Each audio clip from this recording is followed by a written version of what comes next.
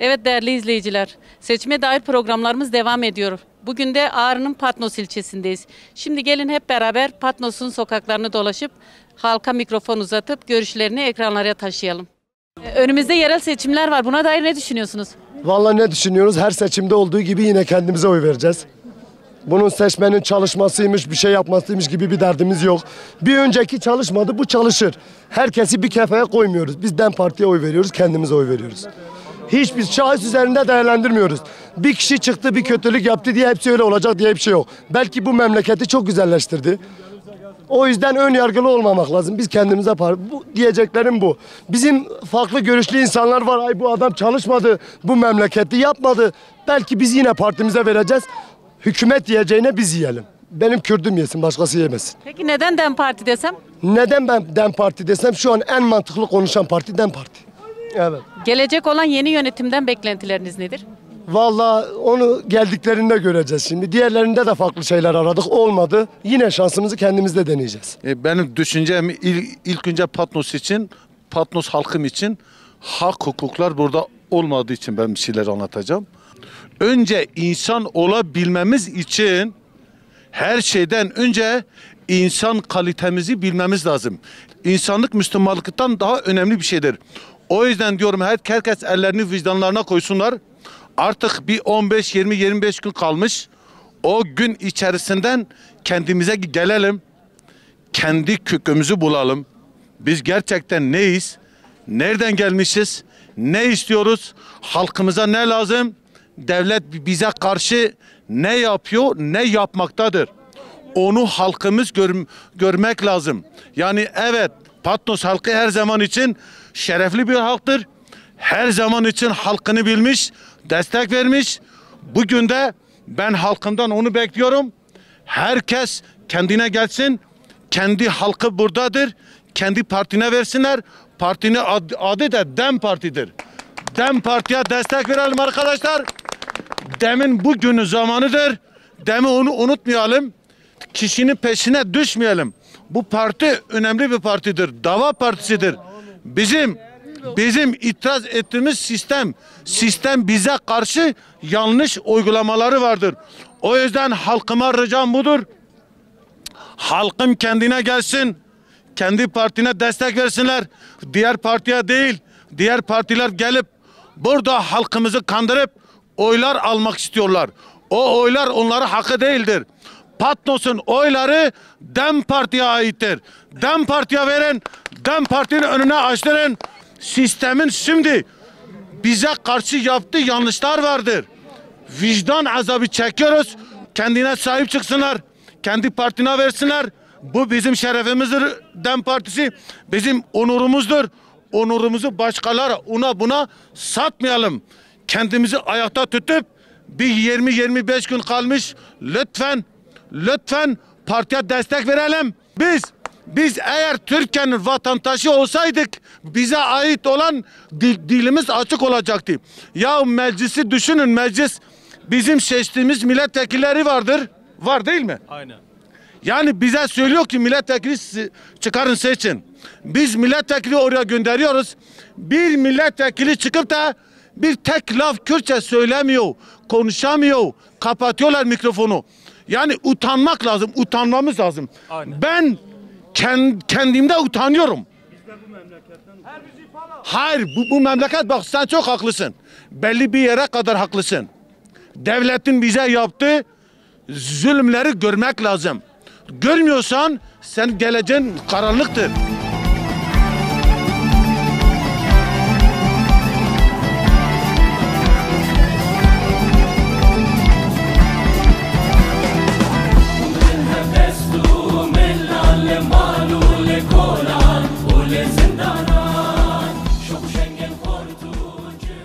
Bizler bizi en yalın halimizle biz olarak kabul gören anlayışın yanından tavır alacağız. Bu da malumunuz DEM Parti. Biz DEM Parti adayını bütün içtenlikle destekliyoruz. Çünkü kendisinin ideolojik bir de genç olması, adayımızın çok genç olması bizleri daha iyi anlayabileceği konusunda Yani o konuda biz kanaat getirdik. Dolayısıyla biz adayımızı destekleyeceğiz. Sonuna kadar destekleyeceğiz. Umarım bizim için, ilçemiz için, kentimiz için hayırlısı olur. Buradan Kerem Kırtay'ı ve Rojmin Kartal'ı yürekten destekliyorum. Yani bu seçimlerde yani Kürt halkının bir bütün DEM Parti'yi sahiplenmesini istiyorum. Tabii ki oyumuz DEM Parti'ye. Hani Kürtleri temsil eden dilini, varlığını. Bir tek DEM Parti var. Diğer partilerle ulusal anlamda bunu söylüyorum. Ekonomik boyutumu da sorarsanız zaten AK Parti'nin 20 yıllık sisteminde ülkenin ne hale geldiğini görüyoruz. Hani ülkeye bir faydası olmayan bir sistemin Patnos'a nasıl bir faydası olacak o da tartışılır. Peki birkaç şeye değindiniz ama tekrar soracağım. Neden DEM Parti? Yani öncelikle her Kürdün tutması gereken bir parti. Çünkü Kürdün kimliğini, varlığını temsil eden bir tek partimiz var. Başka bir alternatifimiz yok. Ha deseniz ki AK Parti, CHP zihniyeti zaten tamamıyla Kürt düşmanlığı üzerinden inşa olmuş bir partidir. Daha geçen gün mesela mecliste milletvekilimizin Kürtçe konuşmasını kestiler, yasakladılar. Hani bugün dilimizi inkar eden bir sisteme biz nasıl oy verelim? Peki yeni gelecek yönetimden ilçeniz için beklentileriniz neler olacak? Yani öncelikle şehirde doğalgaz çalışmalarından dolayı yollarda bir tahribat oluştu. Yani ilk öncelik bunların giderilmesi. Sonraki süreçlerde de gençlere yönelik iş alanlarının istihdamın açılması. Çünkü birçok gencimiz mesela gurbete çıkıyor. Hani bu gençlerin gurbete çıkmaktansa kendi şehirlerinde kalmasını ben istiyorum. Önümüzdeki yerel seçimi şöyle değerlendireyim. Ben normalde koyu bir DEM Particiyim. Hani DEM Parti'ye her şeyimi adamış bir insanım. Artı şu şekil yine DEM Parti'yi her zaman seveceğiz. Ben vekillik seçimlerinde her zaman partimi desteklerim. Ben koyu bir DEM'ciyim. Ama DEM haricinde bak DEM'i demiyorum. AK Parti'ye oy vermeye hangi partiye veriyorsan verin, günahı benim boynuma hocam. Yeter ki AKP'ye vermesinler. Hangi partiye veriyorsan versinler. Hani AK Parti, MHP, Zafer Partisi bu üçü hariç hangi partiye veriyorsanız verin.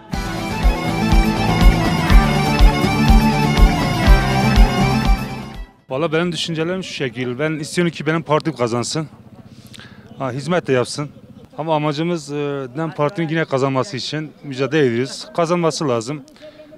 Peki neden DEM Parti? Kendi partimizdir yani. Biz Kürt'üz yani. Kürt olduğumuz için bize başka insanlar bize oy veriyor mu? Yok. Sadece Kürtler bize oy veriyor. Kürtlerin Peki. düşünmesi lazım yani. Milletin düşünmesi lazım. Demirtaş için, her şey için yani. Demirtaş'ı çok seviyoruz yani. Amacımız kazanması yani. Peki yeni yönetimden beklentileriniz neler olacak? Valla şimdi bak yönetim şu şekil. Yönetim şu şekil yani yönetimden şunu istiyoruz yani. Patnos'a biraz önem vermesi lazım. Hani Patnos'u düşünmesi lazım. Patnos çok geri kalmış yani. Patnos bayağı hani bütün Doğu Güneydoğu'da en geri kalmış ilçedir yani. Onun için yönetim biraz el atması lazım yani. Teşekkürler. Ben teşekkür ederim. Kendinize bak. Her şey Demirtaş için. Biliyorsunuz önümüzde bir yerel seçim var. Buna dair ne düşünüyorsunuz? Doğrudur. Önümüzde bir yerel seçim var. Tabii bu seçimlerin halkımıza her şeyden önce hayır getirmesini diliyoruz. Ancak şu an önümüzdeki seçim bizler için çok önemli bir süreç olarak görünüyor.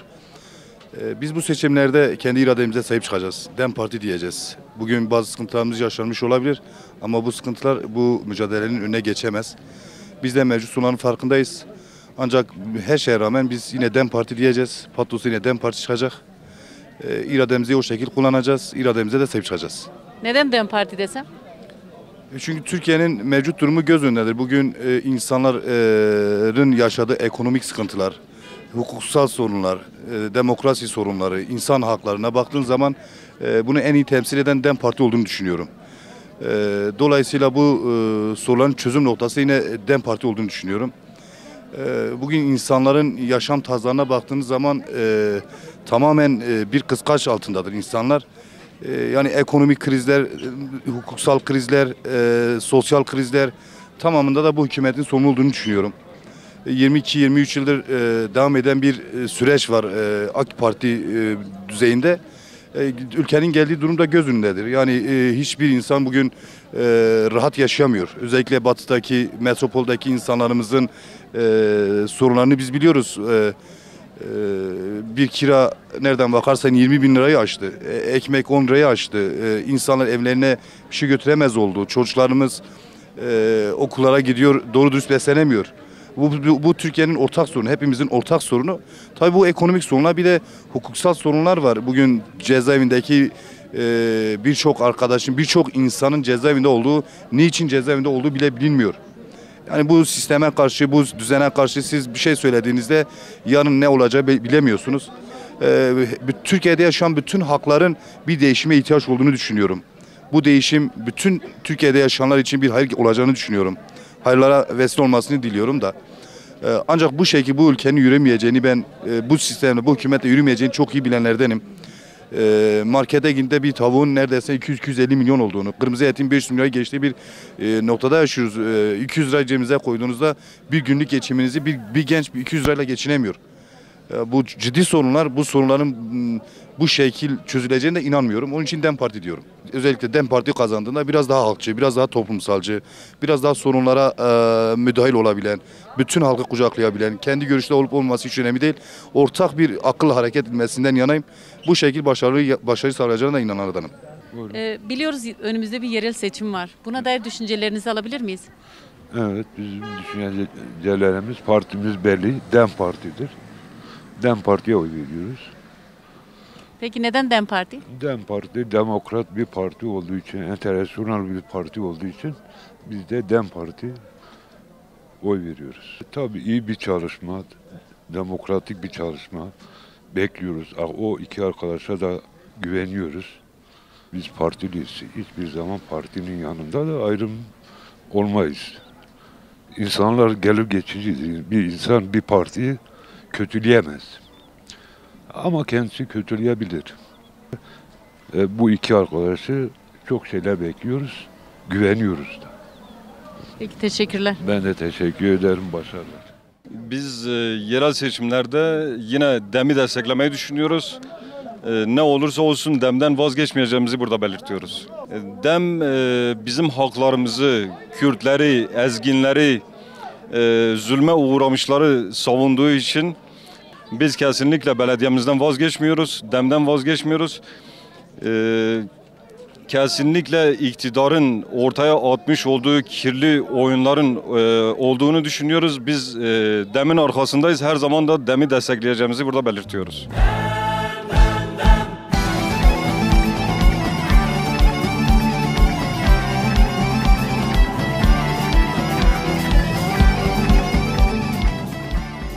Yerel seçimlerle ilgili şunu diyebiliriz.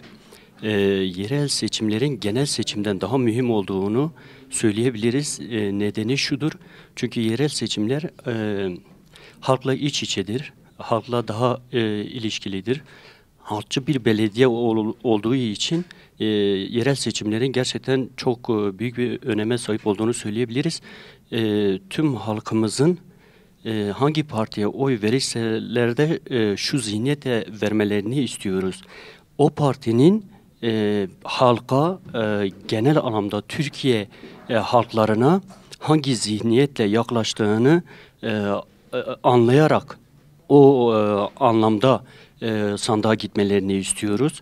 Yani bizim özellikle Kürt halkının, Türkiye'de yaşayan tüm halkların bu Türkiye'de halklara nasıl bir zihniyetle yaklaşıldığı, halkların dillerini, özellikle Kürt halkının dilini kabul etmeyen, tarihini kabul etmeyen, kültürünü kabul etmeyen zihniyete karşı işte sandıkta cevap vermelerini istiyoruz. Bunun için halkların, Türkiye'de bütün halkların sandığa gittiklerinde bu zihniyetle gitmeleri lazım. Gerçekten tüm halklara eşitçi, özgürlükçü, adaletin yüksek olduğu bir anlayış var mıdır, yok mudur? Böyle sandığa gitmelerini gerektiğini düşünüyorum. Bana ait olan halklarımı savunan bir parti vardır. Ben DEM Parti olarak görüyorum ve DEM Parti'yi söyleyebilirim. Yerel seçimler gerçekten şu an bulunduğumuz ülkede çok önemli bir şeydir. Yani halkla aslında halk hizmet konusunda yerel yönetimlerin rolü çok yüksektir. Şimdi biz Patnos'ta DEM Parti düşünüyoruz. Biz DEM Parti'ye oyumuzu vereceğiz Patnos olarak. Yani biz kendimizi orada görüyoruz. Tüm renklerimiz, dilimiz, kültürümüz, benliğimizi, biz kendimizi orada hissediyoruz. Yani DEM Parti olarak da biz aslında Patnos'ta sistemle mücadele ediyoruz. Yani bir partiyle ya da bir kişiyle, bir şahısla değil. Biz bir sistem partisi değiliz. Biz bir ideoloji partisiyiz. Biz bir mücadeleyi temsil ediyoruz. Yani DEM Parti olarak DEM Parti bir mücadeleyi temsil ediyor. Kendi kimliğimizi, benliğimizi, ulusal düşüncemizi, Kürtlüğümüzü temsil ediyor, dilimizi temsil ediyor. Bizim yaklaşımımız da buna göre olmalıdır. Bu boyutuyla yaklaşmamız gerekiyor. Yani biz oyumuzu DEM Parti'ye vereceğiz. Peki Patnos'ta halkın coşkusunu nasıl buluyorsunuz seçime dair? Halk olarak bazı anlayışları bitirmişiz. Yani bizim partimiz DEM Parti olduğunu artık biliyoruz. Yani başka partilerin, özellikle sistem partilerin bizimle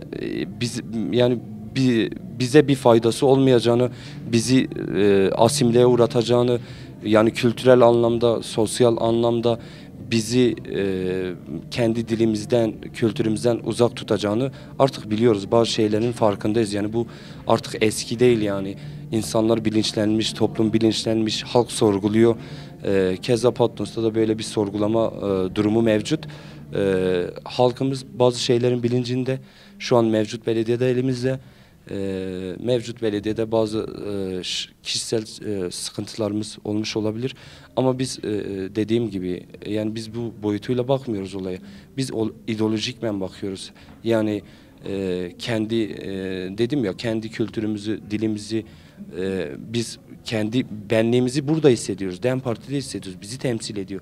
Dolayısıyla biz halk olarak DEM Parti'nin etrafında kenetleniyoruz.